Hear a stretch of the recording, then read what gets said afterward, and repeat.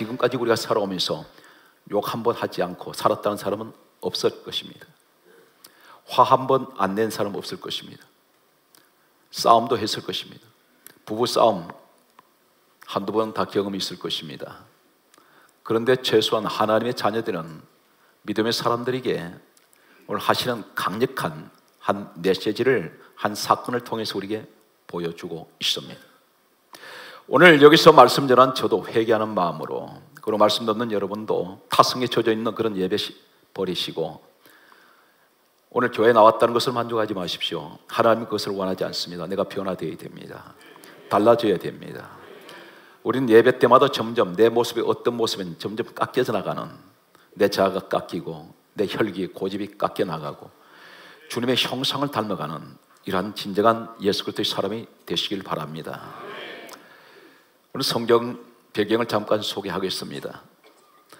오늘 민수기 16장 1절에서 시작되는 이 사건은, 참고로 말씀드리겠습니다. 학자들 사이에서는 이렇게 견해를 밝히고 있습니다. 430년 동안 애굽이라는 나라에서 노예 생활하고 있던 하나님 백성들을 하나님께서는 그들을 구원하시고 가나안이라는 땅을 향해서 가게 하셨습니다. 이 가나안을 향해서 갈 때에 광야를 40년 동안 지나가게 됩니다. 애굽에서 출발됐던 이 연대를 가리켜서 역사는 이렇게 밝히고 있습니다. BC 1450년으로 이야기하고 있습니다. 공통된 학자들의 의견입니다. 그로부터 20년이 흘른 BC 1430년 경에 오늘 이 사건이 일어났습니다. 이 광야를 가리켜 하나님께서는 성경에 무엇이라고 말씀하고 있습니까? 예수님께서 이 땅에 오셨을 때에 요한복음 6장 63절은 내 말은 영이요 이렇게 말씀하셨습니다. 단순한 육적인 사건이 아니라 영적인 사건을 말씀하고 있다는 것입니다. 이 영적인 사건은 지금 이 시대를 조명하고 있습니다. 이 광야를 가리켜서 사도행전 7장 38절로 말씀하시기를 광야교회라고 말씀하고 있습니다. 영적으로 보면 오늘 우리가 오늘 예배드리는 교회 모습입니다.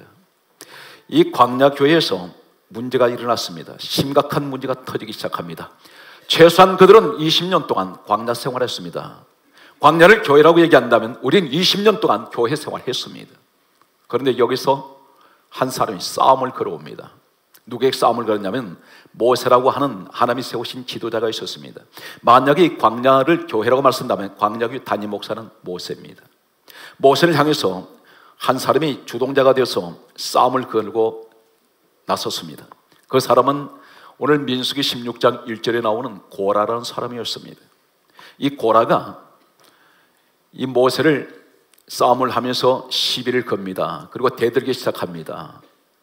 오늘 이 싸움의 주동자가 고라입니다. 그런데 이 사람 혼자서 하면 자신이 불리할 것 같으니까 성경은 계속해서 민수기 16장 2절에 보게 되면 250명이라는 사람을 동참하도록 요구했습니다. 250명은 성경이 이렇게 강조하고 있습니다. 민수기 16장 2절에는 유명한 족장 250명 이렇게 성경은 기록하고 있습니다. 대단히 그 당시에는 유명한 사람들이었습니다. 소위 지도자들입니다. 이 지도자들 250명에게 합세해서 저 모세와 싸우자고 말했습니다. 그러면서 250명은 이 고라의 말을 듣고 동참을 했습니다. 그리고 이 모세를 건드리기 시작합니다. 다툽니다. 싸움을 걸었습니다. 했을 때에 성경은 하나님이 진노를 하셨습니다. 이 모습을 지켜보신 하나님께서는 진노하시고 성경 말씀을 보게 되면 민수기 오늘 16장 31절 말씀 보게 되면 하나님께서 보실 때 그들 대적하는 모세를 대적하는 그들 땅을 밟고 있는 이 땅 밑이 갑자기 갈라져 버립니다. 산채로 전부 다 그 땅 밑으로 가라앉습니다. 빠져들어갔습니다. 성경은 이 사건을 다음과 같이 구체적으로 말씀하고 있습니다. 16장 32절 말씀을 보게 되면 그들과 그 가족과 성경은 한 가지 강조하고 있는 내용이 나옵니다. 고라에 속한 모든 사람과 그 물건이 땅이 삼키니라 이렇게 말씀하고 있습니다. 그러면서 민수기 16장 33절에는 산채로 음부에 빠짐에 망하게 되었다고 성경 그렇게 결론 짓고 있습니다. 여기 음부란 말은 한자를 제가 찾아보았더니 저성 음자와 마을 부자를 쓰고 있었습니다. 그들은 전부 다 지하 세계로 들어가 버렸습니다. 바로 그것은 저성이었습니다. 1년에 이 사건이 그렇게 대단할까요? 사람이 싸울 수가 있습니다. 교회 안에는 한 가지도 똑같은 모습의 사람이 없습니다. 부딪힐 수 있습니다. 견해가 다르니까. 그런데 주의 종과 오늘 고란한 사람과의 다툼은 250명의 동참죄를 지었던 이들은 전부 다 빠져들어가 버립니다. 하나님께서 무엇 때문에 진노하실까요? 성경은 계속해서 이렇게 성경은 증언하고 있습니다. 민수기 16장 35절 말씀을 보게 되면 동참했던 250명이 하나님 앞에 나와서 아무 일도 없었다는 듯이 분향을 하고 있습니다. 이 분향은 향을 피워 올리는 제사인데 이 향은 바로 계시록 5장 8절과 계시록 8장 3절에 보게 되면 향은 기도였습니다. 그들은 하나님 앞에 나와서 기도하고 있습니다. 잠시 전까지 싸웠던 사람입니다. 잠시 전까지 온 무리들을 선동했던 사람들입니다. 그런데 그들이 예배를 드리고 있을 때, 기도하고 있을 때 성경은 이렇게 강조하고 있습니다. 민수기 16장 33절에 여호와의 불이 나와서 그들을 태워버립니다. 250명이 한 자리에서 다 하나님께서 불사질러 버립니다. 무엇 때문에 하나님이 이렇게 하실까요? 성경은 구체적으로 하나님의 진노는 사그라지지가 않습니다. 그러면서 성경 계속해서 말씀하기를 민수기 16장 49절 말씀을 보게 되면 연병이라는 전염병이 갑자기 번지기 시작합니다. 이 연병이라는 것은 패스트균을 가지고 있는 그런 일종의 급성 전염병입니다. 갑자기 급성 전염병이 번지더니 이 정세는 어떤 정세를 나타내냐면 순간적으로 발작을 하면서 숨을 쉬지 못하고 그들을 적사해버립니다. 하나님께서 여기서 죽었던 자가 14,700명이 죽었다고 성경은 기록되어 있습니다. 여기서 하나님께서 무엇을 보시고 이렇게 진노를 하셨을까요? 왜 그 많은 사람들을 구원하시고 오늘 여기서 전부 다 이런 처참한 비극적인 그러한 종말을 맞게 하신 이유가 도대체 어디 있습니까? 하나님이 가장 싫어하시는 것이 몇 가지가 있습니다. 우리가 하나님이 무엇을 싫어하시는지를 우리가 깨달아야 됩니다. 하나님은 다투는 자를 싫어합니다. 시비 거는 자, 그리고 비방하는 사람, 그리고 싸우는 사람, 주먹질하는 사람, 교회 안에서 이러한 일을 하는 사람은 고린도전서 11장 17절 이하의 말씀을 보게 되면 성찬을 해서도 안 됩니다. 성찬 못하게 합니다. 교회 안에서 분쟁하는 사람, 다투는 사람, 하나님 질서를 망가뜨린 사람, 여러분 가정이 어떤 가정인지 아십니까? 세상 가정이 아닙니다. 세상 속에 섞여 있는 가정이지만 여러분이 그 하시는 그 가정은 믿음의 가정입니다. 그 가정은 작은 교회입니다. 여러분 가정에서 기도하지 않습니까? 말씀을 읽지 않습니까? 찬송하지 않습니까? 거기 하나님이 계신단 말입니다. 그런데 우리는 어떻습니까? 몇십 년 동안 한 이불 속에서 살을 맞대고 생활하던 부부가 어느 날 극단적인 선택을 할 때가 있습니다. 가슴에 온갖 상처를 다 내고 있습니다. 그것은 때로는 폭언으로 아니면 폭력으로 정신적인 폭력도 있습니다. 내가 아직도 내 가정에서 폭언을 하며 폭력을 행사하며 그러면서 거룩한 척하면서 장로가 아니면 집사가 앞에서 건산 기도를 하고 있는 그 모습은 어쩌면 너무나 가정스럽지 않습니까? 분향하는 250명 하나님 불사질러 버립니다. 오늘날 기도하는 그 사람 하나님께서 그것은 기뻐하지 않습니다. 왜 그렇습니까? 다툽니다. 싸웁니다. 시비 겁니다. 하나님이 싫어하는 것은 내가 너한테 원하는 것은 능력도 아니다. 불을 끓여내리는 것도 내가 원하지 않는다. 중요한 것은 예수님께서 이 땅에 오신 목적이 무엇입니까? 골로새서 1장 20절에 이렇게 말씀합니다. 십자가 피로 우리에게 화평을 이루사 화목해 되기를 기뻐하시나이다. 가정이나 교회에서나 화목하기를 기뻐하시고 그 십자가를 지셨습니다. 그런데 우리는 그 십자가를 다른 십자가를 지고 있는 건 아닙니까? 나는 날마다 십자가를 자랑합니다. 십자가 내 능력이라고 말합니다. 그런데 그 십자가는 주님의 십자가는 사랑의 십자가요, 용서의 십자가요, 화평의 십자가입니다. 구원의 십자가입니다. 주님 마지막 십자가에 못 박혀 운명하실 때에 주님을 십자가에 못 박는 그들을 향해서 아버지여 저들의 죄를 사하여 주옵소서. 용서와 사랑의 십자가를 지셨던 우리 지금 그 피가 용서의 피입니다. 그런데 우리는 이렇게 보통 말합니다. 주님의 십자가를 내가 붙들고 있습니다. 주님 십자가 밑에 내가 무릎 꿇었습니다 하는데, 나는 항상 가는 데마다 비방하게 좋아하고 포근하게 좋아하고 집에 가서 아내를 때리는, 이런 폭행하고 폭력을 쓰는 이런 모습 속에서 그 십자가를 붙들고 있다는 건 당신은 그 십자가 잘못 붙들었습니다. 주님의 십자가는 미움의 십자가가 아닙니다. 주님의 십자가는 시기의 십자가 아닙니다. 주님의 십자가는 폭력을 쓰는 십자가가 아닙니다. 진정으로 주님의 십자가를 내가 붙들었다면 나는 사랑의 사람이 되어야 됩니다. 화평해야 됩니다. 내 가정에 주님의 십자가가 있다면, 예수 그리스도 피로 사신 교회라고 가정이라고 말한다면 그건 화평만 있어야 됩니다. 화목해 되기를 기뻐하셨다 그랬습니다. 만약에 내가 화목하지 못하고 화평하지 못하다면 주님은 십자가를 지셔야 될 이유가 없습니다. 오늘 우리 모습을 봅니다. 오늘 그런데 우리가 한 가지 여기서 궁금한 것이 있습니다. 이 고라가 이제 분명히 민수기 16장 32절에 고라에 속한 모든 사람들이 다 산채로 땅 밑으로 다 들어가 버렸는데, 그런데 이 사람이 과연 가족들 자손 대가 다 끊어졌을까 궁금합니다. 씨가 말라버렸을까? 저는 이 내용에 대해서 성경을 추적했습니다. 고대 문서를 쳐다보고 성경을 전부 다 사사시 찾는 중에 놀라운 한 사실을 발견했습니다. 민수기 26장 11절에 성경이 이렇게 말씀하고 있습니다. 그러나 고라의 자손, 고라의 아들들은 죽지 아니하였더라. 이 말씀이 기록되어 있었습니다. 고라의 아들들은 죽지 않았다 그랬습니다. 분명히 고라에 속한 모든 사람들은 다 산채로 들어갔는데, 지하로 빠졌는데, 그러나 고라의 아들들은 죽지 아니하였더라. 이 말씀을 보면서 이 사람은 도대체 왜 살았을까? 어떻게 살았을까? 아버지가 죄를 짓는 그 현장에 있었을 텐데 이 사람들은 어떻게 해서 생존했을까? 하나님께서 살려주신 성경이 기록하고 있는 짤막한 이 한 구절은 무엇을 암시하고 있는 것일까? 대단히 궁금했습니다. 성경은 이 사건에 대해서 다음과 같은 말씀이 기록된 한 사건이 있습니다.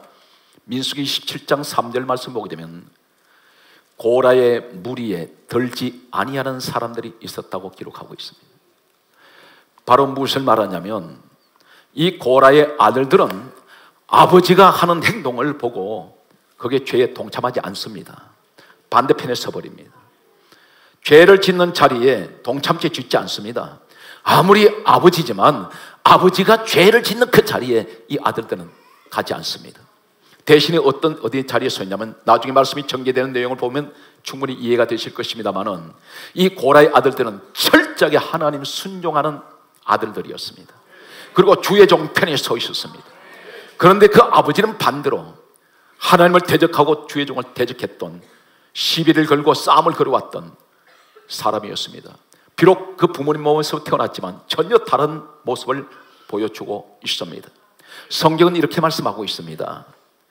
민수기 14장 18절에 아버지가 죄를 지으면 그 아비의 죄값을 3, 4대에 이르게 하리라. 3, 4대까지 갚겠다고 성경은 하나님 분명히 말씀하셨습니다. 그런데 이 사람들은 고라의 아들들 때에서, 고라 아버지 때에서 이 저주매가 끊어져 버립니다.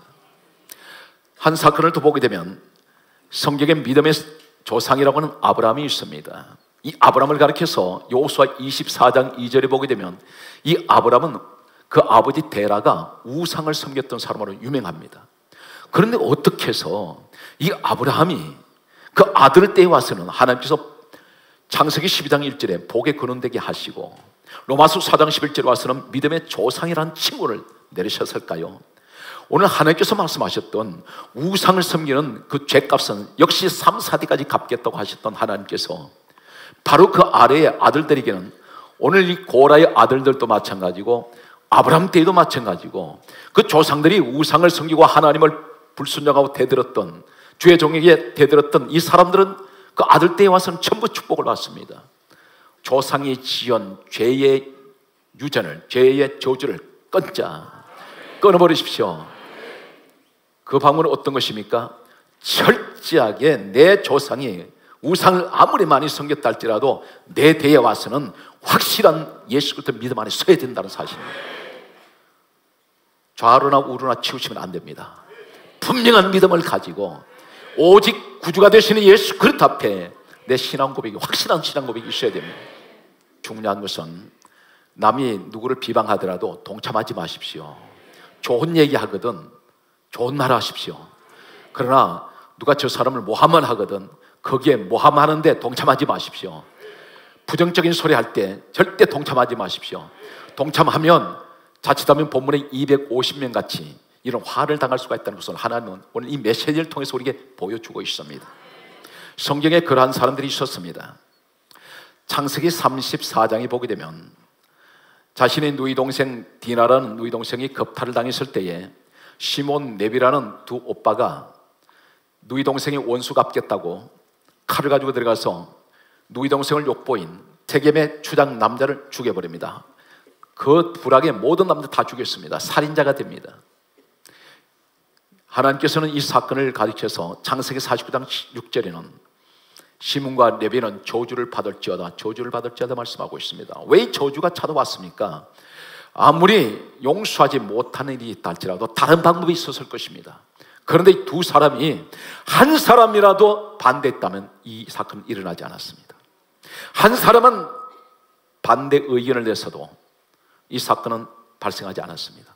그런데 똑같이 사람 죽인다는 그 사실에 대해서 마음이 같았기 때문에 한 사람이라도 이것을 반대했으면 이 사건은 불행한 일이 생기지 않았을 텐데 두 사람이 똑같은 마음을 가지고 모의를 꾸몄을 때 이 사건은 비극적인 사건으로 전락해버립니다. 고린도 후서 6장 14절에 너희는 믿지 않는 자와 멍에를 같이 하지 말라. 의와 불법이 어찌 함께하며 빛과 어둠이 어찌 사귈 수 있어야. 우리는 빛의 자녀입니다. 부정한 소리 하는 사람, 포근하는 사람, 시비 걸기 좋아하는 사람, 이런 사람과 같이 있으면 늘 시끄럽습니다. 고라의 아들들은 어떻게 됐을까요? 내 부모님이 하나님 일을 방해하고 공격을 하고 싸움을 할 때에 그들이 전혀 동참하지 않았던 고라의 아들들은 5가지를 하나님 축복합니다. 첫째, 역대상 6장 31절에서 32절 말씀을 보게 되면 솔로몬 시대에 처음으로 이제 성전을 세우게 됩니다. 솔로몬 시대가 접어들면서 최초로 성가대를 조직할 때에 찬양대를 조직하게 됩니다. 솔로몬이 세웠던 가장 먼저 세운 것이 찬양대인데 성전을 건축하는 동안 계속해서 찬양을 부르게 합니다. 이 찬양은 놀라운 자리입니다. 하나님을 예배하는 자리입니다. 하나님의 영광을 나타내는 자리입니다. 그것이 찬양인데 이 찬양하는 자리에 선발되어 세운 사람들이 누구냐면 성경은 이렇게 말씀하고 있습니다. 역대상 6장 31절에서 38절 말씀 보게 되면 바로 이 고라의 자손들이었습니다. 그 사람들만 하나님을 찬양하도록 성가대를 만들어 주었습니다. 성경 두 번째, 이 고라의 그 아들들은 나중에 또 어떤 축복을 받게 되냐면 성경 말씀을 보게 되면 성경 역시 역대상 9장 31절에서 32절 말씀을 보게 되면 하나님 앞에 제사를 드릴 때에 여러 가지 예물을 준비하는 사람들이 있었습니다. 그 예물을 마련하는데 여기에는 그 당시 하나님께 제사상이 올릴 때는 음식도 같이 올라갔습니다. 그런데 이 음식을 만드는 사람들이 성경은 이렇게 강조하고 있습니다. 역대상 오늘 9장 31절로 32절에 보면 바로 고라의 자손들이었습니다. 하나님이 받으시는 그 모든 예물을, 그런 모든 음식을 이 사람들을 통해서 받으시고 있습니다. 거룩한 것입니다. 세 번째는 또 어떤 일이 있었느냐면 역대상 9장 17절에서 19절 말씀을 보게 되면 이 고라의 자손들에게 하나님의 성전 문지기 일을 맡깁니다. 성전 문을 지킨다는 것은 그 성전 안에 여러 가지 검은 보화가 있습니다. 하나님의 성전을 너희들이 책임지라는 것입니다. 오늘 이 고라의 아들들은 이런 엄청난 축복을 하나님, 다른 일도 아닌 하나님이 일에 대해서 전부 맡겼습니다. 네 번째는 어떤 일이 있었냐면 성경 말씀을 계속해서 추적을 하면 역대상 12장 1절에 보게 되면 다윗이 도망을 다닐 때가 있었습니다. 다윗이 피신할 때에 성경은 역대상 9장 26절과 그리고 6절 말씀에 이 말씀이 기록되어 있습니다. 이 다윗이 도망 다닐 때 피신할 때에 그 따르는 용사들이 있었습니다. 그 용사들 가운데서 고라의 자손들이 바로 이 다윗의 주변에 있는 가장 충성스러운 용사들이었습니다. 고라는 주의 종을 대적했고 그 아들들은 주의 종을 섬기고 너무나 대조적인 모습을 보여주고 있습니다. 20장 19절 말씀 보게 되면 여기에 나라의 위기가 찾아왔습니다. 유다 민족인 자신들 나라에 모압이라는 민족과 암몬이라는 민족과 그리고 세일산 사람들이라고 성경에 기록되어 있습니다. 세 민족이 연합을 해서 유다 민족을 총 공격을 해 들어왔습니다. 전쟁이 일어났습니다. 일촉즉발입니다. 유다 민족은 그렇게 전쟁에 능숙하지도 않고 군사력이 약합니다. 그대로 점령당할 수밖에 없습니다. 그런데 이 모습을 지켜보고 있던 바로 이 고라의 자손들이 성가들을 조직합니다. 그 사건이 성경에 그렇게 기록되어 있습니다. 역대하 20장 19절 말씀 보게 되면 이 자손들이 성가들을 만들어서 성경은 말씀합니다. 심히 큰 소리로 하나님을 향하여 찬송을 부르기 시작합니다. 성경은 이렇게 강조합니다. 그들의 찬송이 시작될 때에 하나님께서 이 암몬과 모압과 세일산 연합 군대를 완전히 전멸을 시켜버립니다. 유다 민족은 창 한 자루, 칼 한 자루 서지 않았습니다. 하나님이 그 싸움을 이기게 하셨습니다. 이길 수 없는 싸움을 이기게 했습니다. 바로 그 사람들의 장본인이 누구냐면 바로 고라의 사람들이었습니다. 이 사람들은 철저하게 하나님께서 찬양만 불러도, 기도하지 않았는데 찬양 불러도 하나님께서는 그 모습을 아시고 나를 위기에서 건져냈던 예국자들입니다. 오늘 사랑하는 성도들, 여기서 우리는 무엇을 봅니까? 내 가정이 자꾸 다투기를 좋아하고 싸우기를 좋아하고 포근하게 좋아한다면 여기에 자연히 남편이 어떤 싸움을 제공합니다. 그랬을 때 아내가 그래서 지켜보다 못해서 다투기 시작합니다. 그렇다면 본의 아니게 두 사람 다 동참죄를 질 수 있다는 사실입니다. 근본적으로 어떻게 됩니까? 우리는 그러한 자리에서 피할 줄 아는 지혜가 있어야 됩니다. 이것을 피하기 하면 사람은 누구나 감정을 가지고 있기 때문에 그 시간만 지나면 감정은 누그러뜨릴 수가 있습니다. 성령의 열매 가운데 9번째 열매가 무엇입니까? 갈라디아 5장 22절에 9번째 열매가 절제입니다. 이 절제를 한다는 것은 대단히 중요합니다. 이것이 마지막 성령의 열매입니다. 무엇을 절제해야 됩니까? 내가 화도 절제하고 입에서 함부로 내뱉는 이 말도 절제하고. 이것이 왜 그렇습니까? 내가 예수의 사람이니까. 하나님이 내가 한마디 던지는 그 아픈 상처의 말 때문에 하나님이 들으실 때 진노하실 수 있다는 사실입니다. 기도 자체를 안 받을 수가 있다는 사실입니다. 오늘 성경 속에서 이 고라의 자손들을 계속해서 추적을 하면 어떤 일이 있느냐면, 성경 말씀 보게 되면 역대상 26장 1절에 보게 되면 아삽이라는 사람이 있습니다. 이 고라의 자손 가운데 아삽이라는 사람이 있는데 이 사람이 찬송시를 많이 지었습니다. 그 찬송시가 어디 있습니까? 우리가 가지고 있는 시편에 보면 시편 50편이 바로 고라의 자손 아삽이 지은 찬송시입니다. 그리고 73편에서 83편까지 무려 11편을 이 아삽이라는 사람이 찬송시를 지었습니다. 그래서 50편까지 합치면 12편을 지었습니다. 그리고 이 아삽이 지은 찬송시 외에 다른 고라 자손들이 또 찬송시를 지은 것이 우리가 가지고 있는 시편에 기록되어 있습니다. 시편 말씀 보게 되면 시편 42편, 44편, 45편, 49편, 84편, 85편, 87편, 무려 이 아삽이 지은 시 외에 8편 합해서 전체는 우리가 가진 성경의 20편이 바로 이 고라 자손들이 지은 찬송시입니다. 이 찬송시에는 전부 하나님을 높이는 내용밖에 없습니다. 내 부모가 때로는 하나님 앞에 너무나 큰 죄인으로 서 있지만, 그러나 하나님, 내 조상이 지은 죄의 유전이 저주가 끊어지게 하여 주시고 내가 이 시간 믿음 아래 바로 서기 원합니다. 오늘 확실한 믿음의 사람이 되십시오. 말씀의 결론을 맺겠습니다. 골로새서 1장 20절 말씀을 결론을 맺습니다. 예수께서 십자가 피로 화평을 이루사 우리를 화목케 하셨다 했는데, 우리는 오늘 화평의 십자가를 붙들어야 됩니다. 그리고 화목의 십자가를 붙들어야 됩니다. 진정의 십자가 피는 예수 그리스도의 피입니다. 여러분 가정이 어떤 생활 수준을 논하지 마십시오. 그 가정이 어떤 것이 가정입니까? 어떤 것이 천국입니까? 내 입에서 항상 즐거운 소리, 감사의 소리, 격려의 소리, 위로의 소리, 축복의 소리가 있는 곳은 천국입니다. 오늘 여러분 스스로가 이것은 하나님께서 내 가정을 내게 주실 때는 내가 하나님께서 그 가정을 만들어 주셨지만 이제 그것을 아름답게 이루어가는 행복의 보금자리는 내가 만들어 가야 합니다. 그래서 항상 우리가 가족 간에 서로 존경하고 존중하면서 항상 내 가정이 세상에서 가장 행복한 가정이라고 자부심을 느끼는 여러분 가정의 자녀가 되시고 여러분 부부가 되시기를 주 예수님으로 축원합니다.